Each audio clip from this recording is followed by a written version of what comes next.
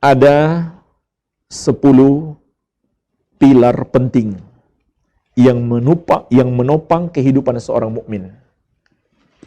Ada 10 pilar utama yang dengannya kehidupan seorang mukmin menjadi baik dan dicintai oleh Allah Subhanahu wa taala. Yang pertama adalah kekuatan iman. Kekuatan iman. Al-mu'minul qawi, orang mukmin yang kuat. Yaitu kuat imannya. Karena kekuatan iman itulah faktor utama seseorang beramal soleh. Semangat ibadah. Kenapa dia malas ibadah? Kenapa dia berbuat dosa? Faktor utamanya adalah karena dha'ful iman, lemahnya keimanan. Maka ini yang pertama. Oleh karena itu harus selalu dipupuk, dikuatkan iman kita. Dan ketahuilah jemaah sekalian, di antara sebesar-besar cara untuk menguatkan keimanan adalah mendalami ilmu agama. Innama yakhsyallaha min ibadihil ulama.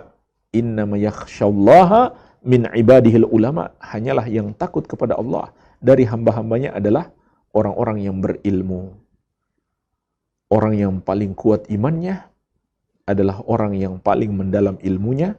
Dialah Nabi Muhammad sallallahu alaihi wa ala alihi wasallam. Iya. Begitu pula kita selalu berdoa kepada Allah, memohon hidayah, memohon istiqamah, memohon dikuatkan keimanan. Kemudian yang kedua, bersemangat dalam meraih apa yang bermanfaat bagi kita. Ini pilar kebahagiaan kita yang kedua. Semangat meraih apa yang bermanfaat. Ihris ala ma yanfa'uk, kata Nabi sallallahu alaihi wasallam. Bersemangatlah engkau untuk menggapai apa yang bermanfaat bagimu. Ini mencakup manfaat akhirat dan manfaat dunia. Dua-duanya kita semangat. Tapi tentu harus lebih kita utamakan akhirat. Yang ketiga, meninggalkan yang tidak bermanfaat. Min husni islamil mar'i tarkuhu ma la ya'ni.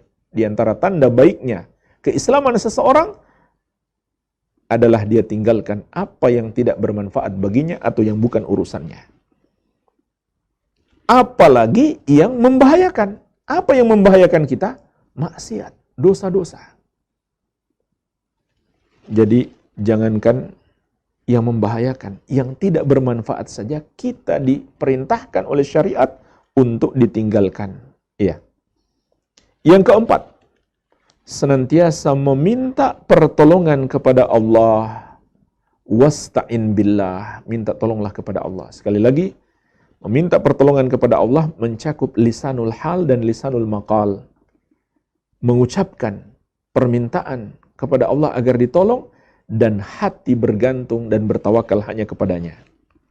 Yang kelima, kita tidak takjub terhadap diri kita. Karena orang yang meminta tolong kepada Allah, berarti Allah yang dia andalkan dalam hidupnya, bukan dirinya. Kita tidak takjub dengan kehebatan kita. Selalu memandang diri kita lemah. Selalu memandang diri kita butuh terhadap pertolongan Allah. Tidak pula kita menyombongkan diri, menganggap lebih hebat daripada orang lain. Kemudian yang keenam, tidak lemah, tidak malas. Hendaklah selalu optimis dan bersemangat. Wala ta'jaz, jangan kamu lemah, jangan kamu malas, kata Nabi sallallahu alaihi wasallam. Kemudian yang ketujuh, apabila Allah menakdirkan yang tidak sesuai dengan cita-cita kita, maka kita hadapi dengan lapang dada terhadap takdir Allah dengan kesabaran, dan di balik itu kita mendapatkan pahala. Kemudian yang kedelapan, tidak berandai-andai ke belakang untuk menyesali musibah yang sudah terjadi. Yaitu tidak mengucapkan andai kata begini, tentu yang terjadi begini dan begitu. Andaikan tidak begini, tentu tidak akan begini dan begitu. Sudah. Ucapan andai kata, berandai-andai, seandainya waktu bisa diputar. Karena menyesali musibah yang sudah terjadi, ini terlarang di dalam syariat. Sebagaimana yang telah kita jelaskan. Dan itu adalah tanda kelemahan seseorang. Yang keberapa sekarang?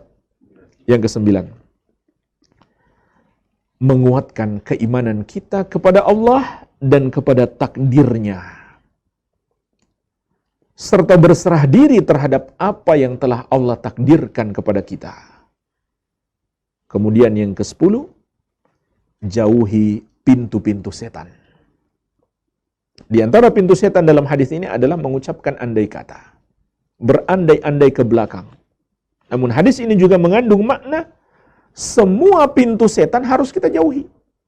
Semua tipu daya setan harus kita berhati-hati darinya dalam setiap aktivitas kita.